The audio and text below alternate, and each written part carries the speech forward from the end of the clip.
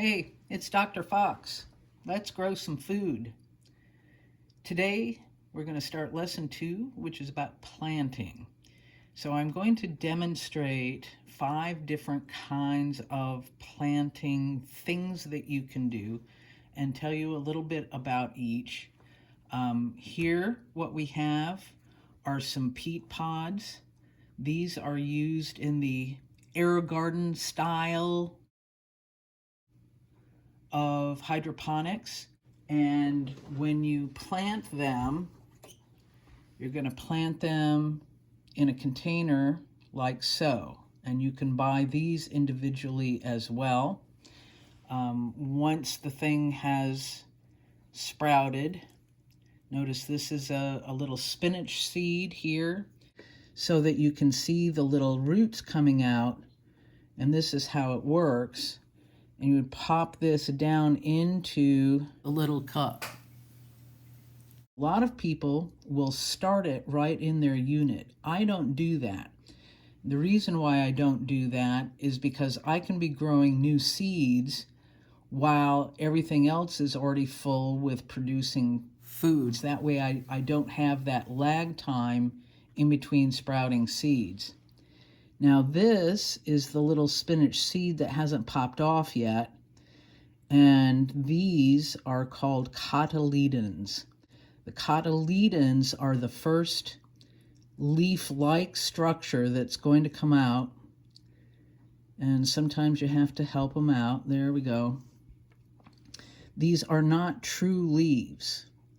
Down here you see this little tiny nub right in the center. This is going to be the first true leaf coming up. So I'm going to find a place to put this little guy. Meanwhile, I'm going to plant some more seeds here. Now, the other kind of common hydroponic unit has PVC tubes with holes in them. Those planters look like this. And some people use rock wool to plant their seeds in. I don't do that. I don't like rock wool for a number of reasons, not the least of which is it's pretty pricey and can have pH problems. I like to use these little sponges instead. Now what I've got growing here, these have been growing for a little while now. These are going to be carrots. This is what the carrot root is going to look like so. So once they develop the roots, then you can put it in the unit and just stick it in here like so. And then what you might need to help you feed that root down through the center, and then you can squish it all down like so. And now this little guy can reach the water where the nutrients are going to be. So that's how that works. Now notice how these cotyledons look very different from the spinach cotyledons. They're both long, but this is massive compared to this. Remember, the cotyledons are not true leaves. They're going to die once the leaves have formed. You see, you've got the little carrot leaves coming right here. These guys are going to die off. Now, what I'm going to start in this type of planter today is a special kind of cucumber. This is called Mini Munch, and this is a parthenocarpic type of cucumber. It's a hybrid. These do not require pollination. They just blossom and the cucumber just forms on the vine without there being need for pollination. Now, what makes this so special is that most cucurbits have 2 types of flowers. They have male flowers and female flowers. They're not easy to pollinate like tomatoes and peppers are. I'm doing 3. That's more vine than I can handle, but not every seed is going to germinate, right? So there are certain redundancies that you want to do when you're planting things, because what you don't want to have to do is wait that extra few days in the event that some don't germinate in order to get started. So you always kind of overplant a little bit, and then you have to exercise a lot of willpower to get rid of the extras if you have them. The next type of planting that we're going to do is that AeroGarden style. Now AeroGarden, as I understand, is going out of business. I've never bought one. They're extremely pricey. I like the Muvkas. The units are quite inexpensive for the return that you get on them. So what I'm going to do here is I'm starting this in a little plastic planter box like you get starts from the store in. I found this is the best way you can keep the water filled up.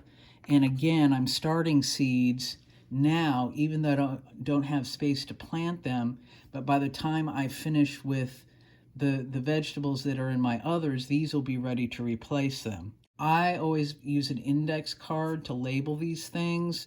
I'm going to plant some of the peppers and tomatoes so that you guys can see what those look like. And I'm only going to do one of each, except for the sweet chocolate, because they're my favorite. And then I'll fill the rest of them with lettuce and arugula. Let me get a fresh bite. Now these are like little itty bitty bell peppers. It's a dwarf variety. When I'm doing peppers and tomatoes, remember what those seeds look like from our first video? When I do peppers and tomatoes, I always do 2 seeds per thing. And that's the redundancy. But you cannot let them both grow. You're going to have to decide if they both germinate. You're going to have to decide which one to keep based on strength, really. This is a little pepperoncini. Those were quite fun, so I'm going to do one of those. And by one, I mean one pod. See how these seeds look just exactly like the other ones do? Again, I'm doing 2. These are sweet chocolates. They're not a very big pepper, but it's really nice in a stir fry. Again, notice how these seeds look just exactly like the others we did. And I'm referring down to my notes here to see that I'm putting 2 sweet chocolates in this one and 2 in this one. And I noticed that one of them kind of stuck to the side there. That's going to happen on occasion, so there's a fancy tool that you need for that. And that fancy tool is none other than a toothpick. I'm just going to scoot that down there, like so. And then last but not least, this is Orange Hat. This is the tiniest tomato plant that I have ever come across. I'm not a big fan of growing tomatoes in hydroponics. The chemistry isn't always good and the result isn't always good. And I have pretty good luck with tomatoes outside. But I wanted to show you this so that you can see what the cotyledons look like. These are the seeds. The seeds are quite small. In some of the bigger varieties, the seed's going to be much bigger than that. But this is what we've got. So we're going to put these over here. Ta-da. Again, I'm doing 2. Now, when I do lettuce, I'll do 3 or 4 seeds per pod. You can actually allow more than one lettuce to see how these seeds are. Do you remember this from the first video? When you're doing lettuce, you can let multiple lettuce plants grow in the same pod because lettuce doesn't need as much space to move around. Now, what I've discovered basically, whether you have 2 or 3 or 1 plant in a pod, you get about the same amount of lettuce, because they will take up, they only have X amount of space in these planters, right? So if you only have one, it's going to grow bigger. If they're crowded, they're going to be smaller, but you get about the same amount of lettuce. I like to have a variety of color and shape with my salads. Now, these are seeds that I saved myself. Arugula has a tendency to bolt quickly. That's a new word. Bolt means to go to flower. They call it bolting because when most vegetables, when they flower, they suddenly get very tall. They'll grow some kind of inflorescence stalk.